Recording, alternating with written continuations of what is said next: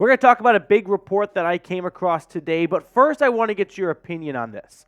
Would you trade Patrick Surtain to move up in the draft? This is not supposed to be an easy question. I don't think there is a right or wrong answer, but let me know. Would you pull the trigger on that trade, yes or no?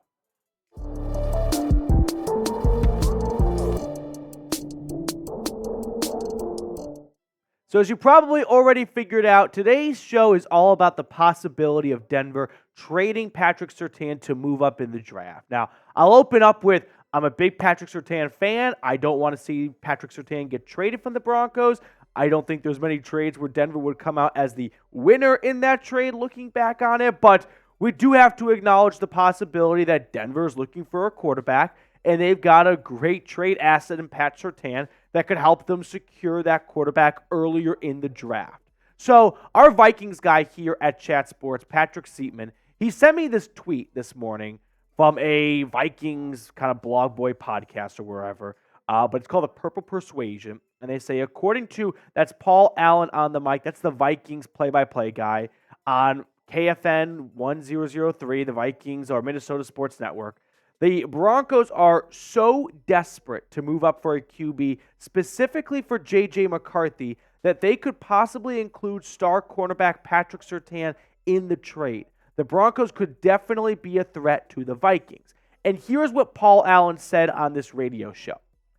They're so desperate out Denver way. I'm not kidding you, man. I wouldn't be surprised if it was, we want that 3 so badly, we will give you 12 being the pick number. We will give you next year's first rounder, and we will give you Patrick Surtain. I'm not kidding you. They are that desperate. Now, my reaction to that was a combination of yes and no. One, Paul Allen is a pretty well-known play-by-play guy across the NFL, and he does have some good sources. So if he's saying it, I'm not going to dismiss it. But for me, the no part comes in where he says they would include Patrick Surtain. I don't think Paul Allen knows that. I think Paul Allen's a smart, bright football mind, and he can connect the dots like anyone else can and go, they may include Patrick Surtain. But I don't think Paul Allen saying that, to me, gives a ton of validity to the idea of Denver is open to shopping Patrick Surtain to trade up in the draft.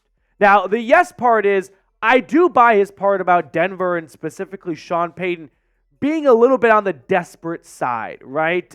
We've seen the Broncos make some attempts to get a quarterback so far through free agency. They were in on Sam Darnold. Ultimately, he picked the Minnesota Vikings. They were pursuing Sam Howell. Ultimately, the Seattle Seahawks made a better trade offer than the Broncos did. So it's clear to me that Sean Payton has swung and missed at least 2 times. Who knows what other quarterbacks he was looking for and could not land. So desperation could be creeping in where Sean Payton sat down with the Broncos ownership because when they moved on from Russell Wilson and picked up an $85 million dead cap hit and 35 or 39, 35, whatever it was, $1 million in cash owed to Russell Wilson this year, that was the type of move where you had to get ownership approval on. And my suspicion is Sean Payton in that meeting where he pitched, let's move on from Russell Wilson. I know it's very expensive. He was probably met with, okay, we'll listen to you. What is your plan to replace him and get better, if not the exact same quarterback play out of Russell Wilson? And I'm guessing he had some names on his list. Those names are crossed off now. And he's left to one option, the NFL draft. So sure, I buy Sean Payton being desperate. And maybe in desperation, he would include a player that he had no interest in trading a few months ago, like PS2. But for me, we got to look at this not just through Denver's lens, but New England. That's the team picking at number 3. Would New England prefer Patrick Surtain in lieu of an extra draft pick or 2? Or would they rather just have a bunch of draft picks? There's not a yes or no, right or wrong answer in this case here. It's hard to be in the mind of Jerod Mayo. We don't have a history of Jerod Mayo trades to know what he prefers to do. But I do think you got to look at all the facts here, and that is Patrick Surtain. He is entering the 4th year of his rookie contract. It is fully expected and believed that his $19.8 million 5th-year option for 2025 will be exercised before the May 2nd deadline. So, does New England want to trade for or do a trade with Denver where instead of a future first or a second or a third or whatever draft pick they would equate to Patrick Surtain, would they rather have the player or the pick? Because the player is better than whatever pick they're probably going to make. But he's also going to cost you $20 million in 2025, and then you got to make him the highest paid cornerback in football because he deserves to be the highest paid cornerback in football. So if you're in New England, do you love Surtain so much that you give up getting a draft pick in exchange and then slap on a $20 million bill for 2025 and then starting at 2026, pay him $22 million a season? Because that's what he's going to command, and he's going to get that money. Whether it's Denver, New England, or a team in free agency, if Broncos or Patriots let him walk and test the market, he will get that money. And I'm not convinced the Patriots would prefer to go down that path instead of just dealing with the Vikings, right? Who is like the worst kept secret in the NFL. They want to trade up. They traded for an extra first rounder from the Houston Texans. They've got picks 11 and 23. There's just not really a world where I think Denver can make a better offer than the Vikings. So for me, it kind of feels like all this is mute. Minnesota is first in line to move up. And so then the question really becomes, does two teams in the top 10 want to move up, or the top 5? The Patriots and the Cardinals at 3 and 4. So Minnesota can go to 3 and Denver can go to 4. I have a tough time believing that the Patriots want to trade back. I have an even tougher time believing both of those teams are going to trade back. Now, next up on the show, we're going to talk about Patrick Surtain's trade value. Because maybe this entire conversation is, I wouldn't say irrelevant, but maybe we're overestimating what Surtain's value is really worth. And he's not really in play as much as we may think he is, or Paul Allen may think he is, for moving from 12 to 3. But first, I want to tell you all about our sponsor, which is Prize Picks. That is daily fantasy made easy. Now, the way Prize Picks works is you pick 2 to 6 players and then choose more or less on their projected stats. Now, the more players you select, the bigger potential winnings. So, for this afternoon, evening slate of games, I'm taking the more on Jalen Brunson's points and assists combined at 37.5. They're playing the Celtics. Boston does not have a lot to play for. Maybe they ease up a little bit towards the end of the regular season. I also like the more on Nikita Kucherov at half an assist. Just need one from him. And then finally, it's TW, baby. First day of the Masters. Got to take the more on anything related to Tiger Woods at 3 birdies on the opening day.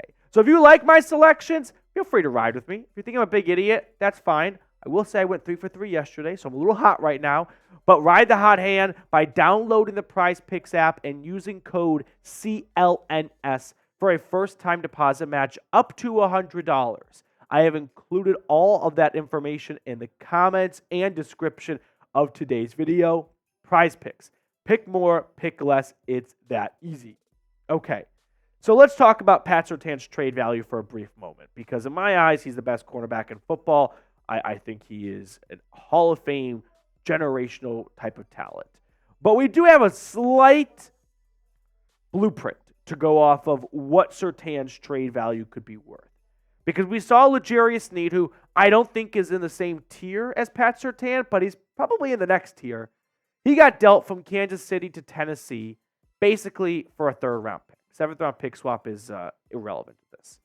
So if L'Jarius Sneed's going for a future third, by the way, now he's also due his money this year, whereas Patrick Surtain is still going to be on a cheap contract for 2024, but then 2025, it's $20 million, and that's what L'Jarius Sneed's basically getting. So sure, one extra year of a more team-friendly deal, but it's not like the Patriots need to maximize their savings for 2024. I don't think they're going very far next year to begin with. Whereas a team like the 49ers, who have been on and off interested in Patrick Surtain, that would be a much bigger factor into the equation for them.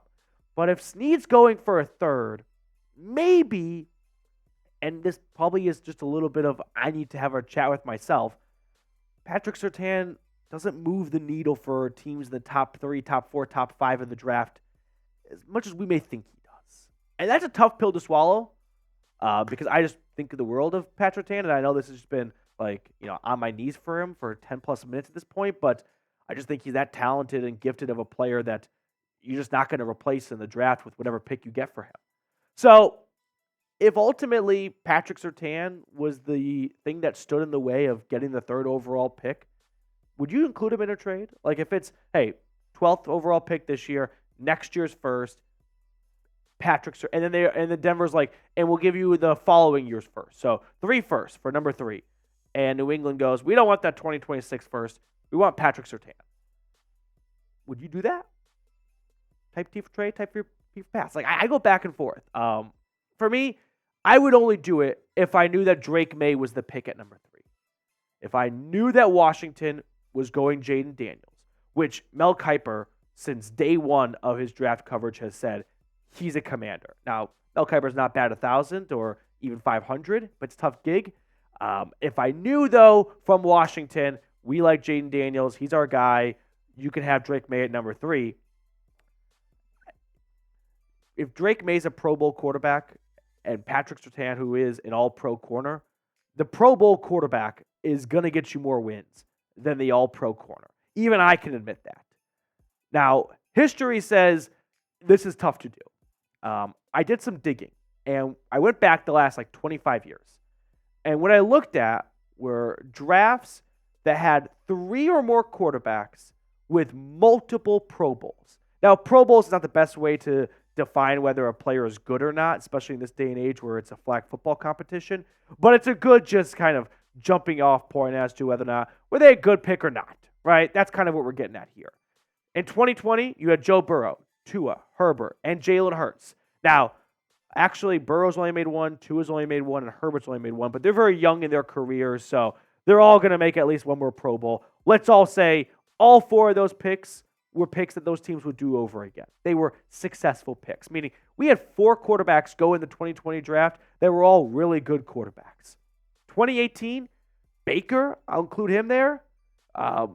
Josh Allen, Lamar Jackson. I don't think Baker's even made 2 Pro Bowls, but maybe he has. Actually, I think he might have made 2 Pro Bowls, but I think they were all somewhat successful picks. And we're kind of, moving the lines here a little bit. Andrew Luck, Russell Wilson, Kirk Cousins. You got to go back to 2012 before that. 2004, has he made 2? He's only made 1 this past year, I think, right? Yeah, so I'm even giving Baker the benefit of the doubt of having 2 Pro Bowls. And so then we're down to 2 quarterbacks in 2018. Josh Allen and Lamar Jackson. And then in 2004, you got to go back even further. With Eli Manning, Phillip Rivers, and Big Ben in that loaded QB class. So is it impossible to find 3 good quarterbacks, maybe even 4 in the same draft? No, it's not impossible. Is it common? No, it's not common at all. I mean, we're looking at the last 24 years of NFL draft history here, and I've come up with, for sure, 2 in Luck, Wilson, Cousins, Eli, Rivers, and Big Ben, and maybe 2 with these top ones here where I'm giving some guys the benefit of the doubt of they may squeak into 1 more Pro Bowl. So if you're going to see quarterbacks go 1, 2, and 3, 4, history says one of those guys is likely not going to be a pick that team would do over again. Maybe you get a 2020 repeat. It's not impossible. It's just 1 in 24. Now, I like Drake Maye more than JJ McCarthy. I don't think that's a hot take, right? I think Drake Maye has a lot of great tools. I think he's a much more complete passer. I think he's got a good ability to go off schedule. Whereas McCarthy, I think in a good system, with a really good offensive line in front of him, he can execute what his coach wants him to do. And I bet Sean Payton would love that in a quarterback. But for me, if you're giving up multiple future firsts, well, that means you're giving up potential star wide receivers that you could have drafted with that first-round pick, right? A star tackle you could have taken. So you're going to need an extra star quarterback to overcome the hurdles of not having a first-round pick the last 2 years and then not having a first-round pick the next 2 years potentially. So you've got 2 years of no first, quarterback, 2 years of no first if you trade up to get the 3rd overall pick. I would think Drake Maye would do better in that really tough environment where you don't have a lot of reinforcements from behind and you don't have a lot of reinforcements coming in first-round picks. Whereas I think JJ McCarthy, he may make a good NFL quarterback, but I don't think it's going to be in Denver. So for that reason, I'm definitely in on moving up to get Drake Maye, who I just think is a better quarterback overall than McCarthy. And then I add in which one's going to succeed more in Denver, because that's what's important here. I would go hands down Drake Maye. Now pick a quarterback for me. Drake Maye, JJ McCarthy, and I'll toss in Bo Nix because he's got a lot of burners or a lot of fans that are always in the comment section of our video. So let me know down in the comments below.